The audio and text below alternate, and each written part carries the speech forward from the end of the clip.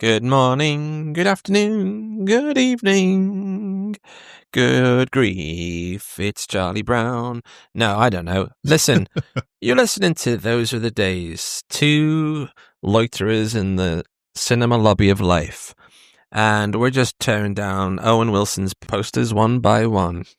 Now, folks, we have a brand new segment today, and talking us through that segment is my co-pilot, Kwesi Parker. Kwesi. So normally we do Choose the Twos on this show. Yes. But we're going to do Choose the Tunes. Choose the Tunes? Okay, Choose the Wow. Tunes. Yeah. That is pushing the envelope. What are we talking about? All right. So I recently saw one of these films and I thought it was crazy. And I want to ask you, out of these three movies,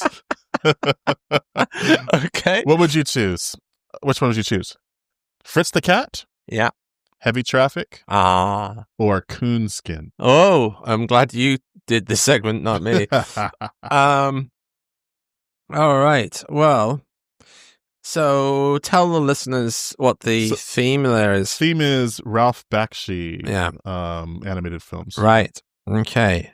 And I'm glad you chose those three because he's made other films. Yes, I know. But what have those three got in common that the other three? Well, for me, actually, I want you to tell me what they have in common. So Ralph Bakshi, if you don't know, I'm sure most of you will know, but just in case you don't know, was a renegade pioneer animator, American, New Yorker, Jewish, I think from the Bronx, I want to say.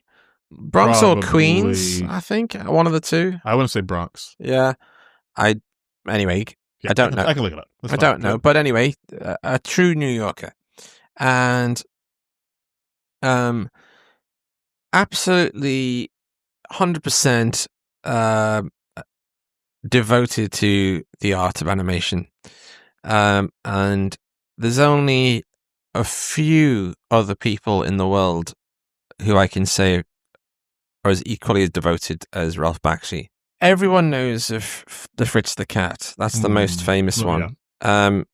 And that's largely down to Robert Crumb's comic. Everyone makes a mistake that they think Robert Crumb made the film or they think Ralph Bakshi made the comic.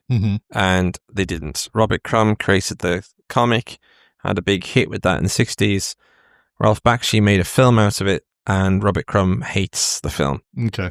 I like Bakshi as a person very much. I don't watch his films that often, but one film that I've seen almost more than any other film is his version of Lord of the Rings. Right. Okay. There are two films that I've seen a ridiculous amount of times. One is A Taste of Honey, which is my favorite film of all time. And the second one, surprisingly, is Ralph Bakshi's The Lord of the Rings. Wow. And that's not to say that's my number two film. No, I understand what you're saying. But it's one of those comfort films that I just enjoy. And I honestly must have watched it every day for a year. Around, I think, well, when is irrelevant, but I absolutely love it. And I do prefer it to the Peter Jackson trilogy. And you prefer it to the Rankin and I prefer it to the Rankin Bass. I also prefer it to the BBC audiobook, which is very good. I mean, they're all great. Yeah, they're all great. Yeah. It's an embarrassment of riches, luckily, with Lord of the Rings. Well, it's great. It's great source material. You know, great source material. Well, what I don't like about the Hobbit movies are that's but of course that's only one book. Yeah. Anyway, continue. Sorry. Well, the Hobbit films, that's the black sheep of the family. Yeah, it's milking the cow basically. But yeah, it's sad. But let's pretend that didn't happen. But apart from that, as far as quote unquote Lord of the Rings goes, there isn't really a bad one. But so I love them all. But for me, it would go, and I will answer your question in a second. But no, it's cool. It's cool to know all the history behind it. I'm just going, Right. So, I do love the Peter Jackson thing, but I really, if you are going to watch the Peter Jackson one, I do think you should watch the extended edition. I really do. I think you have to do it like devote some time to it. That takes a weekend. Yeah, or so. yeah. So that's actually number 3 for me. Number 2 is the BBC radio play. Okay. Which I always listen to once a year, and actually I love the Ralph Bakshi one the most, and it isn't a perfect film. It is very flawed, but there's a lot of great artistry in that film. The backgrounds are fabulous, and it gets a lot of criticism, but if you tear it apart a bit, and if you think of it as an audio play, the voice casting in that is superb, I think, and the soundtrack and the sound design. The soundtrack is by Leonard Roseman. Roseman or Rosen? I'm not sure, but anyway. I know you're talking Rosenbaum. That guy. Rosenbaum, maybe? No. Roseman? But I think he did one of the Star Trek films. I'm not sure. The first one, I believe. No, that was Jerry Goldsmith. So Leonard Rosenman. Okay. But anyway, fantastic soundtrack and beautiful. Just for the Gandalf song alone is absolutely beautiful. Mithrindir. It's so of its time, but at the same time timeless. Right. That makes any sense. Yeah. You can tell that it was recorded in the 70s, but at the same time, it's still got this very. It still sounds like a church hymn. It's very timeless. And yeah, I don't think anybody. I'm a big voice person. Yeah, I know. Yeah, very fussy about voicing and casting and stuff. And the voice acting is just so good in that film, and it pains me that it's only the first 2 stories. Yeah.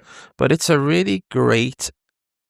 For me, I always put off learning about Lord of the Rings. It always just seemed like such a daunting book, and it always seemed very exclusive. For intellectuals and snobs, and but it's the way it's presented, I guess, and the way that when you're coming up through school and everything, it's known as the pinnacle of literature, pretty much. So I mean, of course, it would feel that way. But it's a great way in. It's like a crash course in Tolkien. Really. Oh yeah. And it's just great, and then you can go on and watch the Jackson films, then you can read the books. But, so that's my favorite Bakshi film, without a doubt. But it's his in the Bakshi circle of fans. It's like the one that they're least enthusiastic about because it's the most routine. Okay, it's safe. Yeah. There's no swear words in it. There's no. It's. I mean, look at the time period it takes place in. I mean, of course, there's nothing like that there. But this is a true story. This is true. So Ralph Bakshi's at a convention, and this shows you what type of person Ralph Bakshi is. He's at a convention and he's taking questions from the audience. One guy stands up and says, I just want to say that, want to thank you. And he said, I'll never forget, seeing, it was the first time for me to see blood in an animation. And Bakshi went, what do you mean blood? There's no blood in my films. There's no blood in my films. Right. What are you talking about? And he just bites his head off. The poor guy. He's just trying to compliment him. And at the time, I was thinking, what? Really? That can't be true, can it? There's no blood? And then I go and watch Lord of the Rings. There's loads of blood. Yeah. Boromir gets shot up to hell. There's loads of blood in that film. So I don't know. I don't know. But that's Bakshi for you. He's a very eccentric man. He's quite eccentric. He's quite headstrong. He's passionate. He's a passionate artist. Just don't cross him. That's all I can say. But but he's a very dedicated artist. Now, so those 3 films that you mentioned, those were his first 3 films. Actually, his first 3 theatrical films. Well, also another significance is that they're all the suburban films. The other films are all fantasy films. So he did Wizards, Fire and Ice, True. Lord of the Rings. They're all the fantasy stuff, and I prefer those than his urban to the urban ones. I mean, I'll still watch them, and they're great as like a time capsule, and no one was doing that kind of natural dialogue that he did. And so he'd have all his actors in the same room and using that sort of method that was popular in the 70s, like Dog Day Afternoon and they're all sort of talking naturally, and there's no they're talking sort of overlapping and stuff like that. Well, it was a new style of filming at that point. Yeah. So he would just record. They'd act it out. He'd record it, and that's why, like their voice. I'm going to do it now with the mic. It's like their voices. They go like this, fade out because they're not really fit. Yeah, right. Probably had like one mic, master mic. There's no focus on one person. No, it was cheap as chips. You know, it's like, but it creates this atmosphere that you'll not find in any other animation. And I will point out that Dirty Duck is not a Ralph Bakshi film. No. And is not worth watching. There's also another Bakshi imitation called the 6 o'clock news, I think it's called, or something like that. Or I don't know. It's something like that. It's the dreadful, dreadful adult animation. Awful. But yeah, I won't be watching those. But yeah, no. Did you see Dirty Duck all the way through? No. I just saw clips of it on YouTube, and I was just like, nah, I can't watch that. Yeah, that's just, oh my god, that is bizarre with a side order of odd. Yeah. But so I'm from what I remember of those films, I think I would. So hang on, is Coonskin the one with the rabbits? Yeah, the rabbit. The rabbit that's the main character. Yeah, and who's voiced by I think it's Philip Michael Thomas or something. He's the guy from Miami Vice, the black guy from Miami Vice. Oh yeah, Tubbs from Miami Vice. Yeah, that's an unfortunate name for such a cool character. Tubbs, Crockett and Tubbs. Tubbs. Yeah. It sounds. This doesn't sound right. It sounds like some little kid from an Enid Blyton novel, doesn't it? Hello, Tubbs. Little fat boy. Little fat boy on the little bicycle in the English countryside. Oh no! Oh, where's Tubbs? Here he comes. Yeah, so he's the main character in Coonskin, right? And he was a rabbit. Yeah. Yeah. So. I don't know. I'm gonna take a chance and say I think I preferred Heavy Traffic. Out of all 3, I think so. That would make sense because I think that was the that was the second movie because Coonskin was third. Which one is the one with the girl with the blonde hair and she's got fringe and blonde hair? Is that Heavy Traffic? I think that's Heavy Traffic. Yeah. It's not Coonskin. Yeah. So I'll choose Heavy Traffic first, and then I would choose Fritz the Cat second, and then Coonskin third. Yeah. But then again, I need to see them again. It's been ages since I've seen. Well, I saw Coonskin about a month and a half ago. Yeah, for the first time. That was your first Bakshi film. Well, no. The thing is, Fritz the Cat. I had seen Fritz the Cat. I want to say maybe. An hour and a half of it, or 45 minutes. I don't know. I saw a good chunk of it. Right. I didn't finish it though. Right. And Heavy Traffic I've never seen, but I remember seeing all 3 posters. Yeah. Yeah. When I was a kid in a video store, because they would be on the shelves. Yeah. Wondering like, whoa, why is that? So adult. Yeah. But it's a cartoon. What? Yeah. and it'd always be in the R-rated section or something. Or it would be, Oh yeah. Heavy Traffic was the one that I remember the poster the most. I want to say it had the it was in front of the white Cadillac or car or something. Yeah, it's very cool, very iconic. Yeah, that's the one I remember the most. Yeah. Fritz the Cat, I feel like I've seen. That's the one I saw the most of before I saw Coonskin. And Coonskin is just wow. All right, that it was an experience, man. What was it?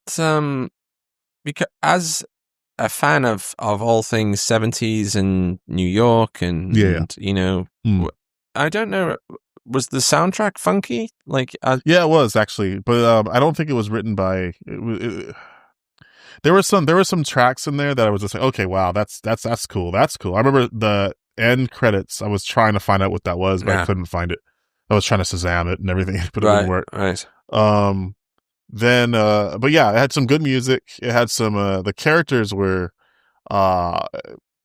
they were different. It was cool how they were trying to, like, basically what he was doing was he was showing how the black culture in New York City was at the time, like or the different cultures, like the Italian culture. Yeah, well, you had the black culture, you had the Asian culture, you had it all mixed in together, right? I was gonna say, yeah. And it was, and you had your hillbillies from, or your your countryside people, whatever, from.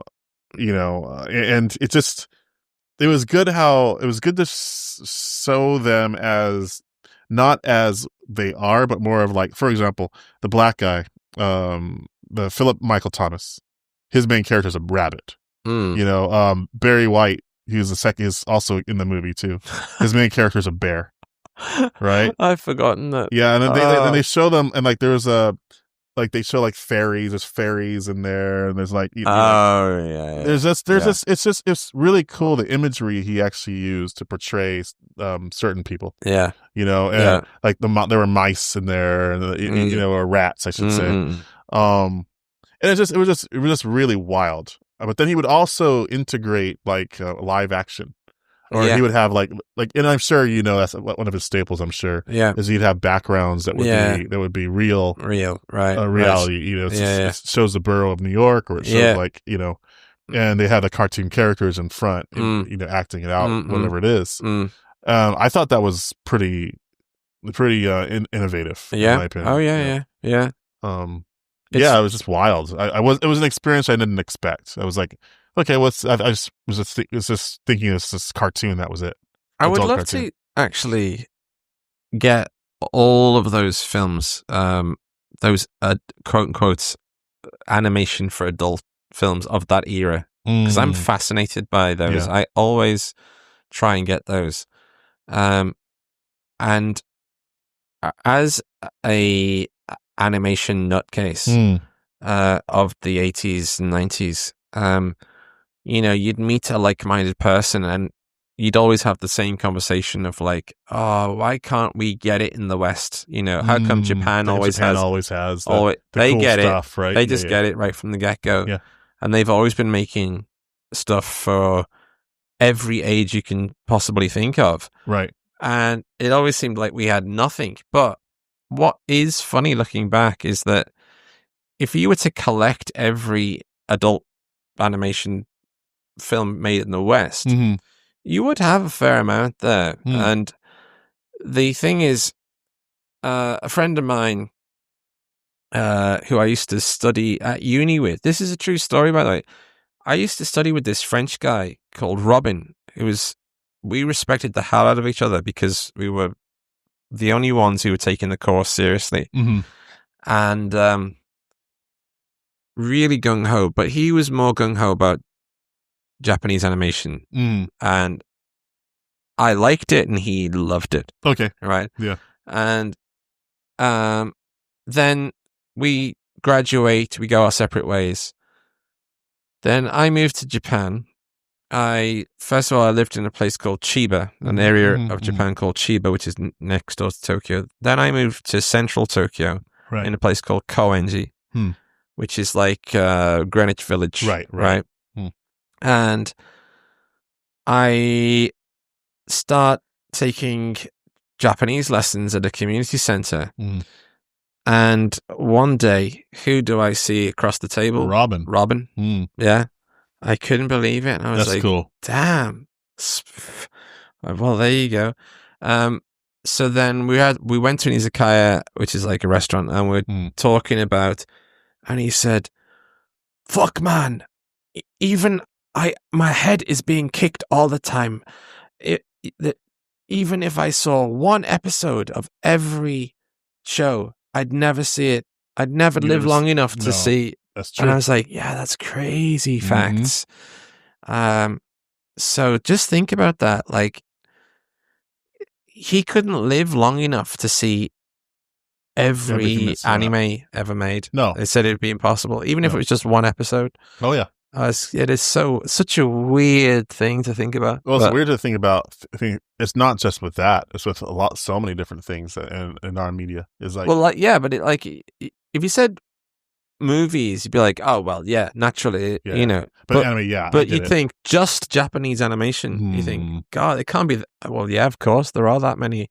It's, you know, like in The Matrix, and there's that big, never-ending rack of guns that goes in. It's like that. You go to bookshop in Japan, and it is just this daunting, infinite amounts of comics, and it's crazy. But here's my point: is that even though there are these infinitum, whatever the word is, adfinite, what is that term? Infinite amounts of books and films. Really, only 10%, if that, are any good. That's the thing. Only about 8% are worth watching, and in the West, it's about the same amount of films. Right. Yeah. So you have. I'll blast through them. So you've got Ralph Bakshi's films, Coonskin, Heavy Traffic, Fritz the Cat, Fire and Ice, Wizards, Lord of the Rings, Cool World. I'm not sure if you can count that. Well.